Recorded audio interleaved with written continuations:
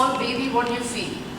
You know, I really want you to think, because you know you're in a different mode of thinking here. So when you see a small baby, it looks so sweet, cute, cuddly, adorable, you know, you go choo choo choo, cha cha cha, you do all kinds of things because that baby evokes all those feelings in you, and nature is so fantastic that there is no ugly newborn.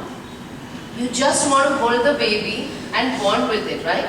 So that's what, and I believe that when you have a baby, you start living your life all over again. And that's the hope, that's the newness, that's the fun of having a baby, right?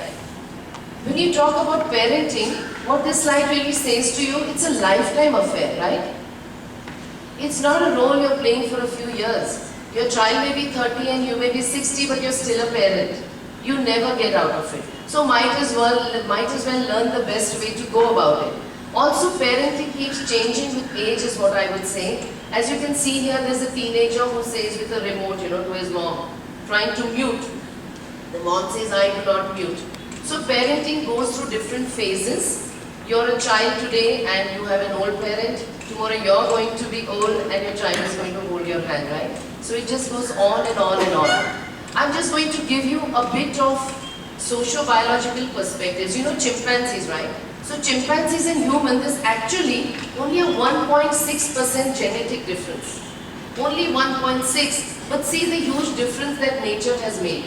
So why do you think we were made the way we are? See, to think about anything, whether it's parenting or anything else, one has to go back to nature. Okay, so you try and start understanding. So 1.6% genetic difference and the big journey. Why has it happened? Okay, forget what the slide says, I'll just tell you in short that human beings obviously started walking, so we became upright, right?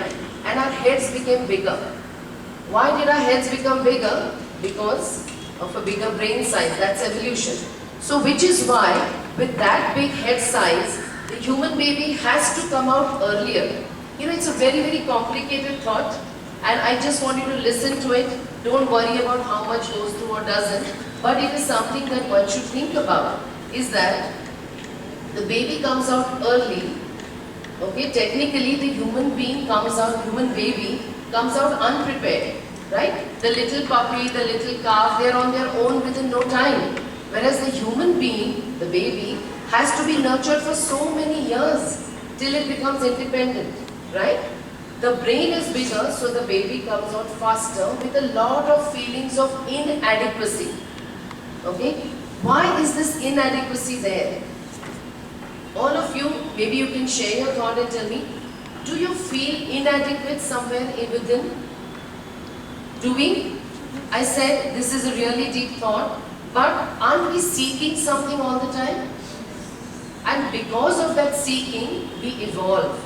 Alright? I'll leave this thought here, but do let it run through your mind and do your little research on that. And human babies are the only babies which need two parents, meaning mom and dad, right? Two parents throughout their life to take care of them. And do you know the disaster that happens when there is a single parent? I'll say this in Marathi, I don't know whether you'll understand. All of you understand Marathi a little bit? आई-वडिलांचं एक स्थान असतं.